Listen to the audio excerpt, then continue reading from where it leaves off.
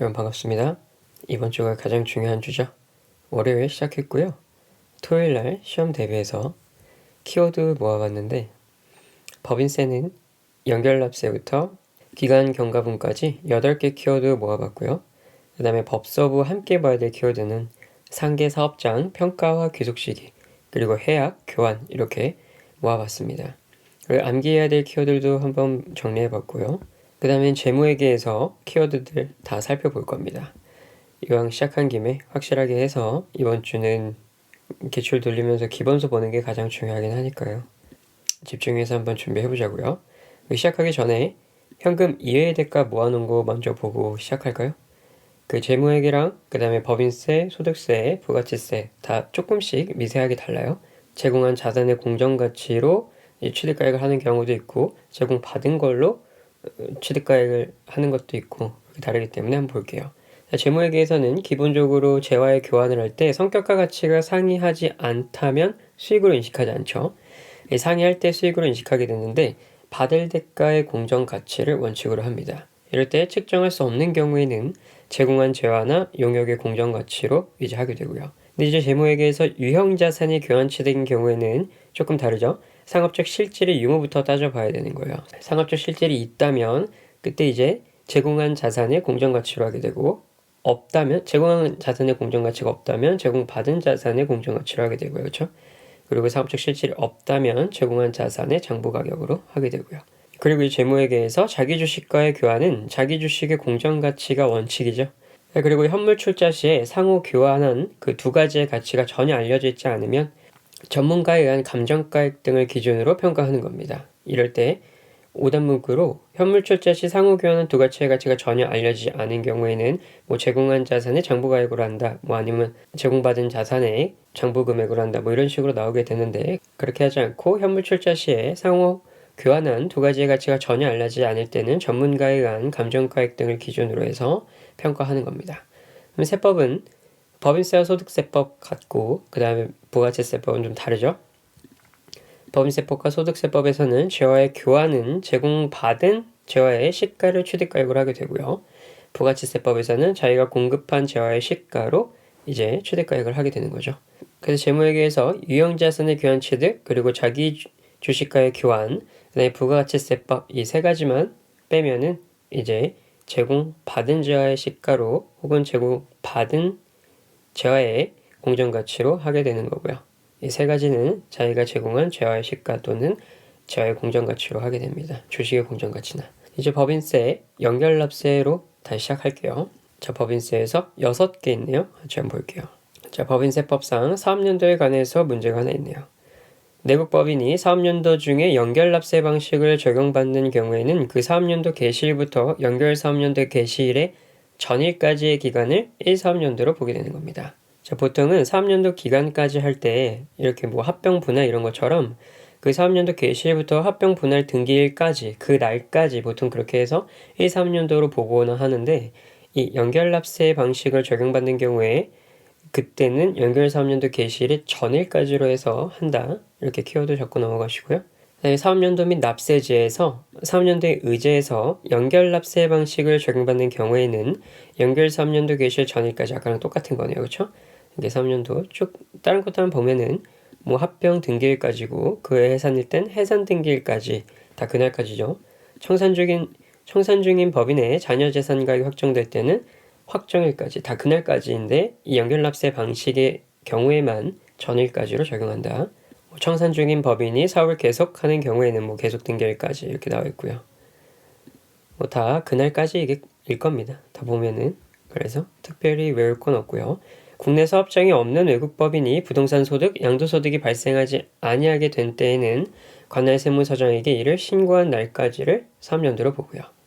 설립무효, 취소일 때는 확정 판결일까지 다 그날까지인데 연결납세 방식만 전일까지다.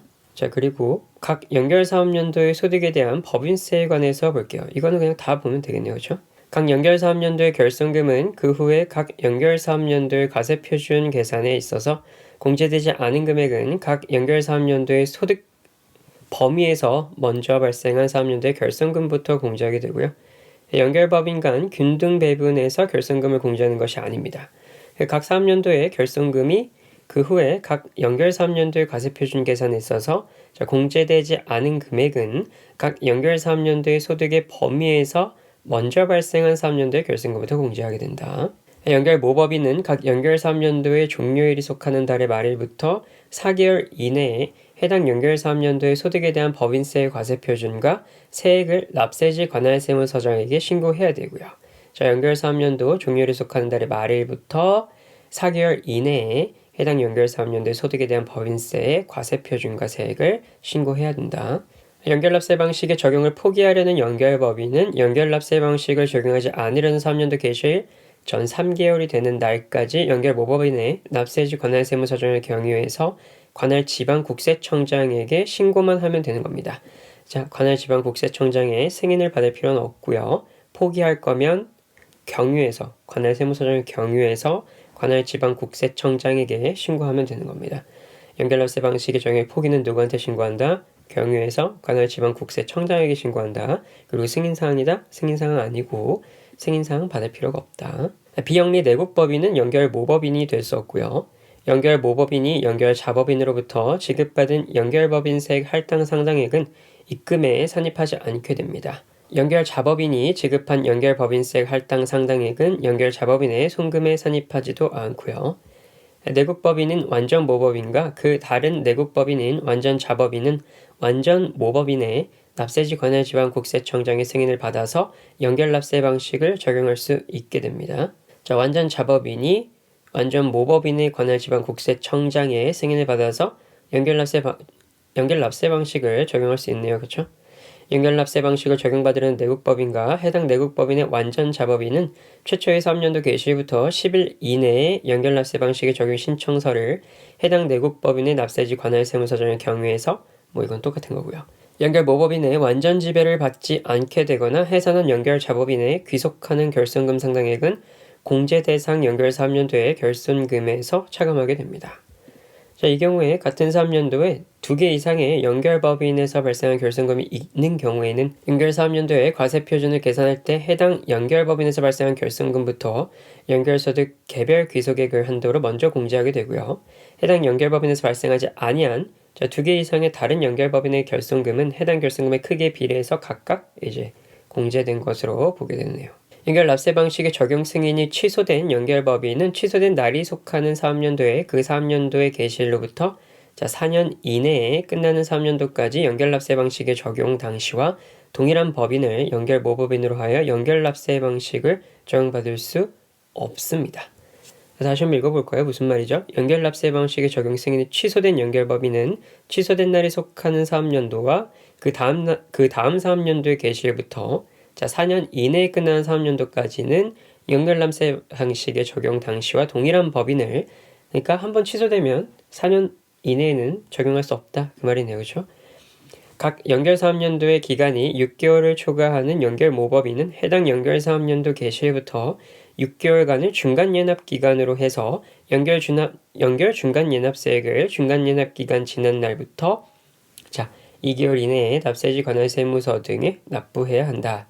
이 중간연합은 다시 키워드가 있으니까 그거 볼 때 한 번 더 보시면 이해가 될 겁니다. 근데 아무튼 각 연결사업연도의 기간이 6개월을 초과한다면 이 중간연합을 납부해야 된다는 거예요. 6개월 초과하지 않으면 납부하지 않습니다. 그건 이제 나중에 볼게요. 이렇게 연결사업연도 받고요. 연결납세 받고 합병 볼게요. 합병. 자, 법인세법상 과세소득의 범위에 관해서의 카테고리에 들어있네요. 영리내국법인이 해산, 합병이나 분할에 의한 해산은 제외하고요. 해산한 경우에 그 청산소득 금액은 해산에 의한 자녀재산가액에서 해산 등기일 현재 자기 자본의 총액을 공제한 금액으로 한다. 자, 이거는 기초적인 거니까 다 아시죠?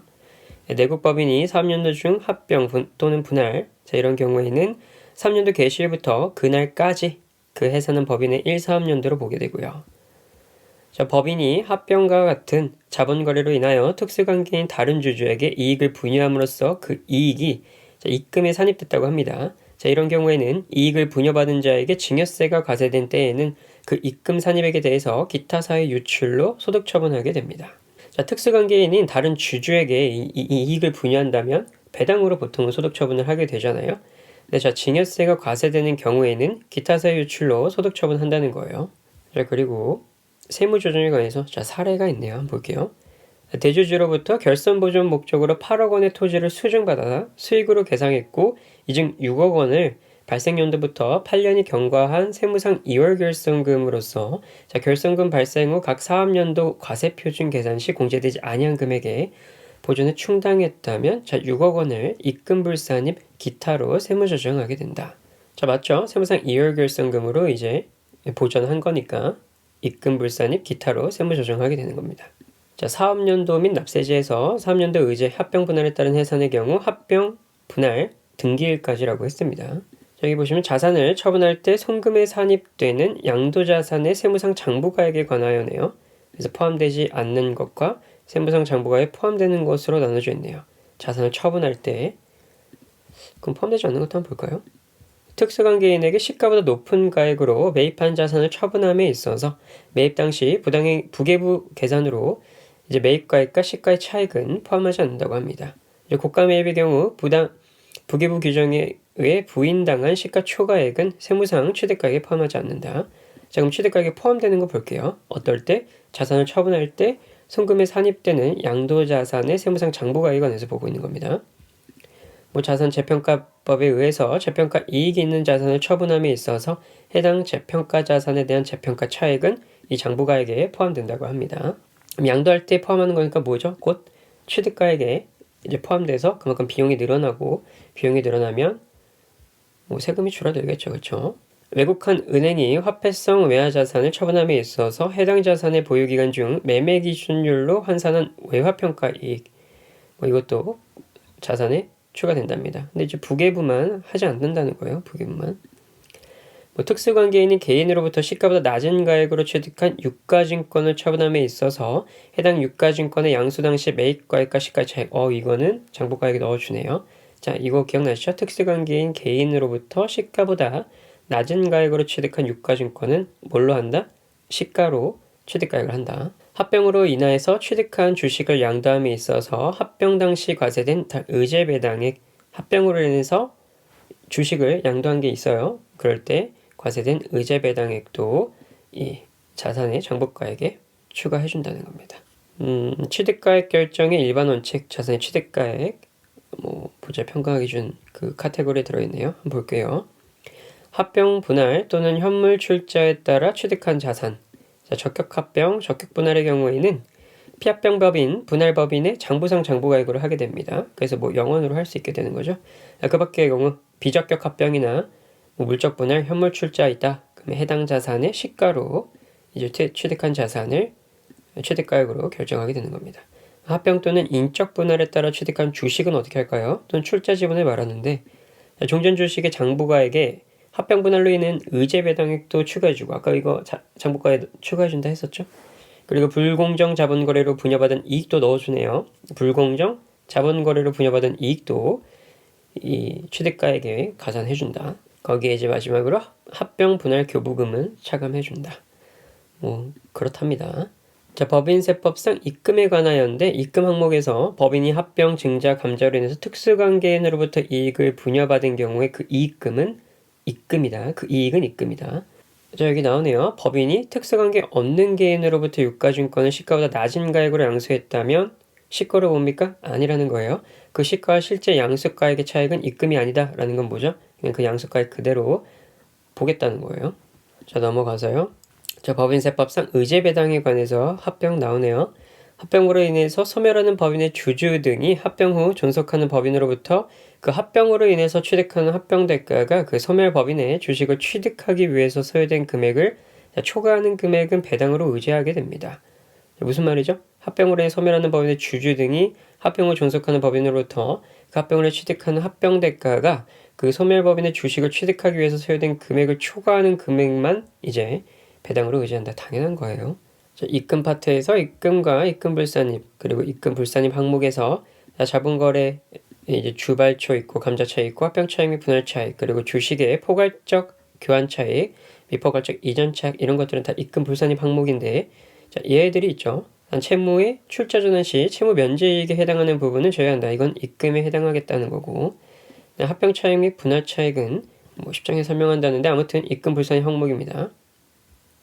이중과세 방지, 이월입금, 이미 과세된 소득을 해당 3년도 수익으로 계상할 때 이런 거 입금 불산입, 송금 불산입된 금액의 환입액 등 송금에 산입하지 않았던 환입액이니까 다시 받는다 하더라도 입금에 산입하지 않는 겁니다. 수입 배당금 중 일정 금액들, 그 다음에 기타 입금 불산입에서 자산의 평가 차익인데 자, 예외 항목이 있는데 평가직만 예외적으로 해주죠. 보험업 등 법률에 의한 유무형 자산의 평가 차익, 이게 손해로 인식하면 해줘요? 안 해줘요. 이 평가 이익만 예외적으로 입금 항목으로 넣어주는 겁니다. 법서정 투자회사가 보유하고 있는 유가증권 등의 시가법 적용에 따른 평가 차익, 자, 이런 것들만 예외적으로 자산의 평가 차익은 기본적으로 입금 불산입인데 입금으로 해준다. 뭐 이런 것들이 있습니다. 지금 산으로 가고 있네요. 다시 이렇게 의제배당 소득에서 이렇게 초과된 부분은 의제배당을 한다 했었어요. 뭐 다 똑같은 거 나오네요 이제. 뭐 기부금 한도액 파트 계산할 때 기준금액 계산할 때 자, 기준소득금액은 차가감 소득금액에 이제 법정 지정 기부금 해당액을 가산하면 기준소득금액이 되죠. 여기서 이제 2월 결손금을 차감하게 되는데 2월 결손금도 한도가 다 있죠. 중소기업이 아니면 60%까지 하고 차가감 소득금액이란 기부금 한도 초과 송금 부입 및 한도 초과 2월액 송금 산입 세무조정을 제외한 소득금액으로 한다. 합병 및 분할에 따른 양도손익은 제외하게 됩니다. 이 차가감 소득에는. 뭐 그렇답니다. 2월 결손금 보면은 각 사업연도 소득의 60%를 한도로 한다. 각 사업연도 소득의 60%를 한도로 하는 거예요. 자, 각 서수 소득의 60%를 한도로 하는데 2월 결손금 공제를 적용받는 법인이라면 이 기준소득 금액의 60%를 한도로 하게 되고요. 자, 08년까지 5년 뭐 이런 거 다 아시죠? 자, 넘어갈게요.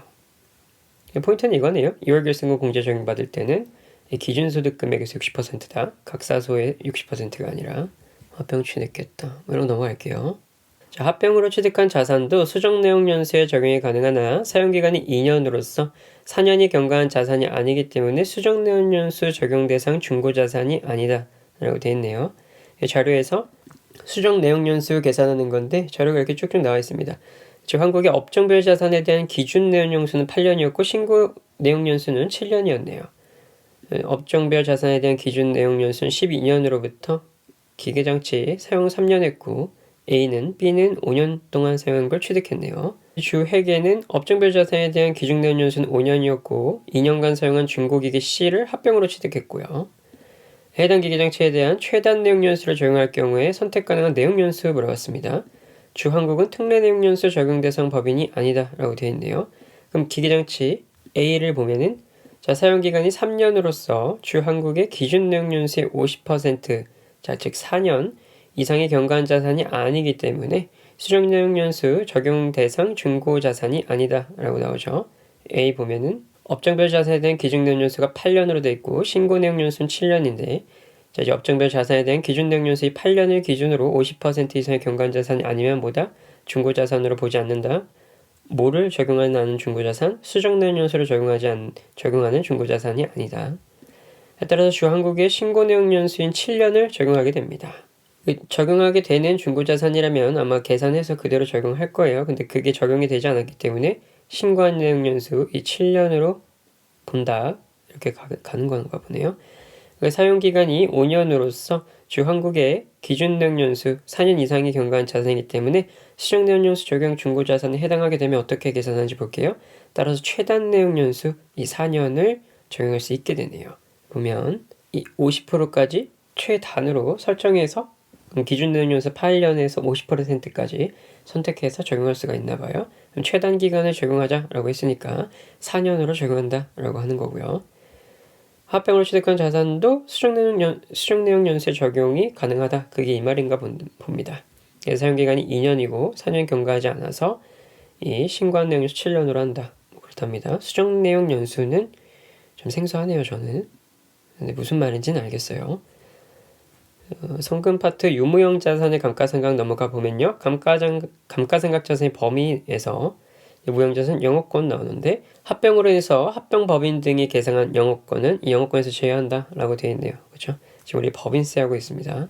뭐 감가상각 방법의 변경에서 변경 사유에 상각법인이 서로 다른 법인이 합병할 때 감가상각 방법 변경의 사유에 해당한다고 합니다.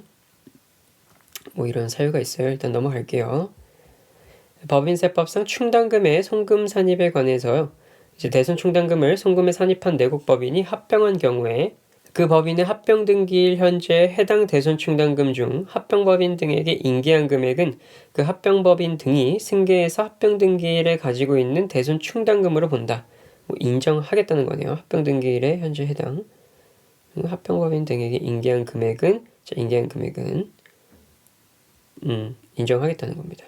자, 일시상각 충당금에서 일시상각 충당금 기본 구조를 보면 자, 이렇게 국고보조금이나 공사부담금, 보험차액 등 같은 거 받으면은 일시충당으로 설정해가지고 바로 입금으로 잡지 않고 과세를 이연하겠다는 겁니다. 이 한 번에 혜택을 받은 걸 그 해에 입금으로 넣으면 취지가 퇴색된다고 하는 거예요. 그래서 이 일시충당금을 세법상 인정을 해주겠다는 거예요. 일시상각 충당금 압축기장 해가지고 단년도 개시일 1년 내에 그 다음에 보험차익은 2년 내에 자산을 취득한다면 인정하겠다는 겁니다. 특산 자산이 없어지는 비율만큼 이제 순차적으로 입금에 산입해서 이 한 번에 세금이 많이 나오지 않게 해주는 거죠. 감가는 15인 계산 해주는데 입금 산입 방법에서 감가상각비와 상계하겠다고 합니다. 그 송금 산입한 감가상각비 곱하기 일상금 충당금을 곱한 다음에 자산의 취득원가를 나눠서 그 금액을 이제 입금에 산입한다라고 하는데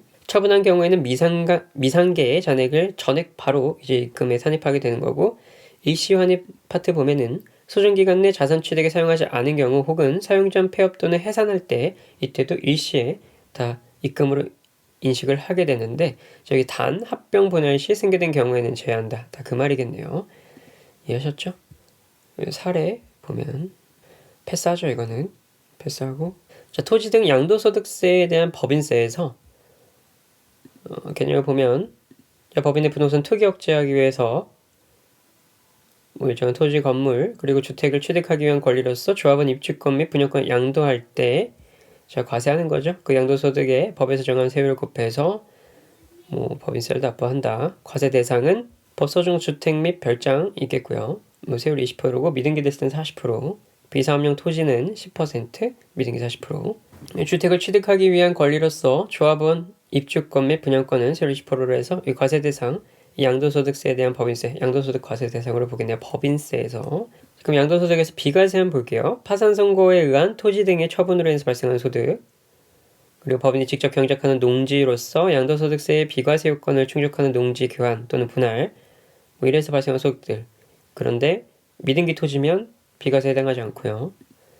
환지 처분 지목, 지번 변경, 채비지로 충당들어서 발생한 소득, 비과세고, 적격 분할 합병 등으로 교환으로 인해서 발생한 소득도 이제 비과세로 하겠다는 거예요. 한국토지주택공사가 개발사업으로 조성한 토지 중 주택건설 용지로 양도함으로써 발생한 소득. 화가 나네요. 또 이거 보니까 그렇죠. 주택을 신축해서 판매하는 법인이 그 주택 및 주택에 부수되는 부수토지를 양도함으로써 발생한 소득.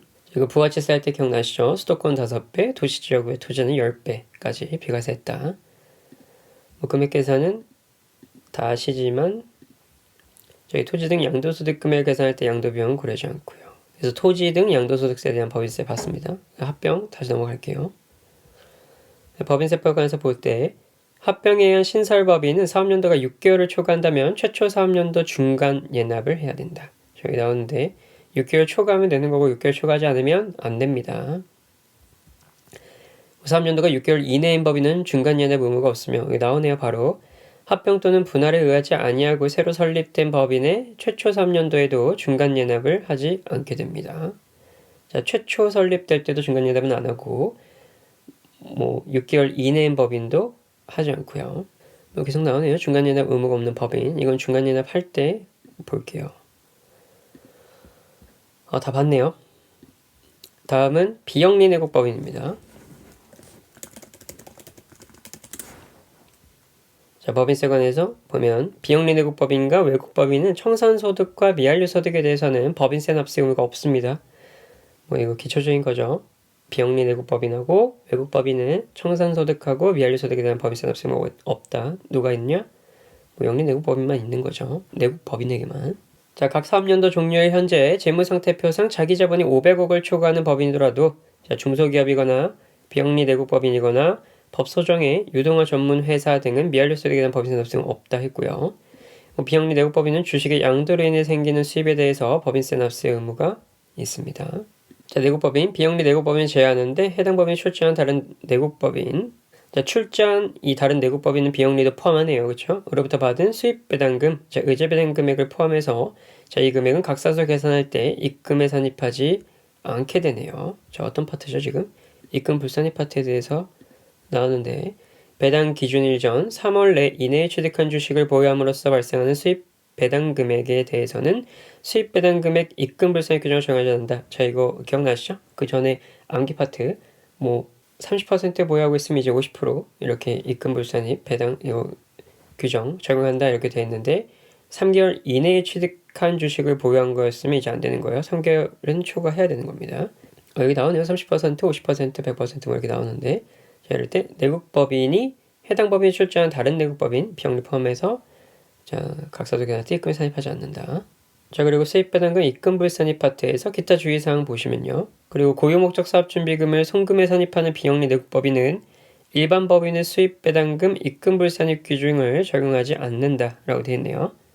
자, 고유목적 사업준비금을 송금에 산입하는 비영리 내국법인은 자, 일반 법인의 수입배당금 입금 불산입 규정을 적용하지 않는다. 그렇다고 합니다. 넘어가서 준비금의 설정 방법인데 법인세법에서는 두 개로 나뉘네요. 보험업 영위법인은 책임준비금과 비상위험준비금이 있고 비영리 법인은 고유목적 사업준비금이 있는데 이건 결산조정 사항이고 단 외감 대상인 경우에는 잉여금 처분에 의한 신고조정도 허용합니다. 준비금 설정할 때 고유목적 사업준비금은 신고조정도 허용한다. 어떨 때? 외감 대상일 때. 다른 비영리 내국법인에게 포괄적으로 양도하고 해산하는 경우에는 해산 등기 현재 고유목적 사업준비금은 그 잔액은 그 다른 비영리 내국법인이 승계할 수 있다고 합니다. 승계할 수 있고 책임준비금, 비상위험준비금 다 결산조정 사항인데 이 비상위험준비금도 국제회계 기준을 적용하는 법인인 경우에는 이익금 처분에 의한 신고조정을 허용하네요. 비상위험준비금하고 고유목적 사업준비금은 특정한 상황일 때 신고조정도 허용한다. 기본적으로 이 준비금은 다 결산조정의 원칙인데 일반적으로 허용하고 비영리 법인일 때 이 고유목적 사업준비금 양도도 가능하다. 포괄적으로 양도할 때 넘어가 볼게요. 비영리 법인의 고유목적 사업준비금인데 특별법에 따라 설립된 비영리 내국법인이 해당 법률에 따른 복지사업으로서 그 회원이나 조합원에게 대출한 융자금에서 발생한 이 이자 금액도 이 송금 산입 한도에게 추가를 해주네요. 와, 근데 이건 그냥 넘어가죠. 이거 안 나올 것 같아요, 시험에. 너무 지엽적이네요. 자, 그리고 통합적으로 법인세법에 관해서 보면요. 법인세법상 준비금 중 보험업 영위 법인의 책임준비금은 기업회계에서도 인정하고 있으므로 결산조정만 가능하고 신고조정은 허용되지 않으나 이 책임준비금은 그렇다고 했죠. 국제회계 기준을 적용하는 보험업 법인의 비상위험준비금은 뭐라고요? 비상위험준비금과 외부감사를 받는 비영리 내국법인의 고유목적 사업준비금은 잉여금 처분에 신고조정이 허용된다고 했습니다. 이 책임준비금은 안 되는데 비상위험준비금하고 고유목적 사업준비금은 신고조정이 허용된다. 그리고 비영리 내국법인이 출자 지분의 양도로 인해 생기는 수입은 수익사업에서 생기는 소득에 해당하게 됩니다. 출자 지분 양도로 인해 생기는 수입은 수익사업에서 생기는 소득에 해당하게 된다. 자, 여기 많이 나오네요. 비영리 내국법인에 관해서 이제 볼게요. 비영리 내국법인이 수익사업을 영위하는 경우에는 자산, 부채 및 손익을 해당 수익사업에 속하는 것과 수익사업이 아닌 그 밖의 사업에 속하는 것에 각각 다른 회계로 구분해서 기록해야 됩니다. 청산소득에 대한 법인세는 영리내국법인에 한해서 납세 의무가 있고요. 이건 계속 나오는 거네요. 비영리 내국법인은 소득세법에 따른 비영업대금의 이익에 대해서 반드시 법인세 과세표준 신고를 해야 한다. 자, 이 비영업대금의 이익에 대해서는 반드시 해야 한다. 과세표준 신고해야 된다. 비영리 내국법인은 고유목적 사업준비금을 송금에 산입한 날이 속하는 사업연도 종료일 이후 5년이 되는 날까지 고유목적 사업에 사용해야 되고요. 자, 이때까지 사용 안 하면 송금으로 인정 안 해주겠죠. 자, 자, 사업 소득에 해당하는 수익 사업을 하는 비영리 법인이 아닌 경우에는 지상권의 양도로 인해서 발생하는 소득에 대한 법인세 과세 표준 신고를 하지 않을 수 있네요. 자, 만약에 비영리 법인이 있는데 수익 사업을 안 한답니다. 그럴 때는 지상권 양도로 인해서 발생한 소득에 대한 법인세 과세 표준은 신고하지 않을 수 있다. 그러면 축산업, 적용관리 및 유지 서비스업, 그 외의 농업은 사업소득에서 제외되어 있답니다. 그래서 사업소득에 해당하는 수익 사업을 하는 비영리 법인이 아니기 때문에 법인세 과세 표준 신고를 하지 않을 수 있답니다. 따라서 법인세 과세 표준을 신고해서 일반 법인세로 납부하는 방법과 소득세법상 양도소득세 규정을 준용해서 산출한 세액을 법인세로 납부하는 방법 중 한 가지를 선택할 수 있다는 거예요. 뭐 이렇게 양도했을 때 밑에 화살표 보면은 여기 비영리 내국법인이 양도소득세 과세 대상인 자산의 양도로 인해서 소득이 있는 경우에 자, 둘 중에 하나 선택한다고 했어요. 일반 법인세로 해서 과세 표준을 신고해서 납부하는 방법이 있고 소득세법상 양도소득세 규정을 준용해서 산출한 세액을 법인세로 납부하는 방법 이 두 가지가 있습니다. 사업소득에 해당하는 수익사업을 영위하는 비영리 내국법인은 근데 제외한다. 안 할 수 있다. 그냥. 국세기본법에 따라 법인으로 보는 단체로서 국내에 주 사무소를 둔 단체는 법인세법상 비영리 내국법인에 해당하게 되고요. 비영리 내국법인은 이자소득과 배당소득에 대해서 100% 범위 내에서 고유목적 사업준비금을 송금에 산입할 수 있네요. 그렇죠? 100%다 송금에 산입할 수 있답니다. 이자소득과 배당소득에 대해서는 비영리 내국법인은 주식 또는 신주 인수권의 양도로 인해서 생기는 수입에 대해서 각 사업연도의 소득에 대한 법인세 납세 의무를 지게 되고요. 주식 또는 신주 인수권 양도로 인해 생기는 수입에 대하면서 법인세 납세 의무를 지고 비영리 내국법인은 소득세법에 따른 이자소득으로서 법인세법에 따라 원천 징수된 이자소득에 대해서는 과세표준 신고 안 해도 된다. 그런데 아까 비영업 이익에 대해서는 뭐다? 해야 한다. 여기 비영업 대금의 이익에 대해서는 반드시 해야 된다. 그런데 일반적인 이자소득으로서 원천 징수된 이자소득에 대해서는 하지 않을 수도 있다. 저기 이자소득에는 비영업 대금의 이익은 제외하고 투자신탁의 이익은 포함한다. 이 말이 뭐죠? 투자신탁의 이익이 포함됐을 때 과세표준 신고를 해야 한다. 이렇게 뭐 함정이 될 수도 있겠죠. 근데 틀린 거죠. 이 투자신탁 이익은 포함되어 있으니까. 소득세법에 따른 이자소득만이 있는 비영리 내국법인은 복식부기 방식으로 정부를 기장할 의무가 없습니다. 자, 다음에 각 연결사업연도 소득에 대한 법인세에 관해서 비영리 내국법인 연결모법인 될 수 없다. 이거 아까 봤고요. 자, 비영리 내국법인까지 봤습니다. 좀 쉬었다가 대표자, 중소기업, 그리고 특수관계인 변경, 기관 경감은 이어서 할게요. 나눠서 올리겠습니다. 수고하셨습니다.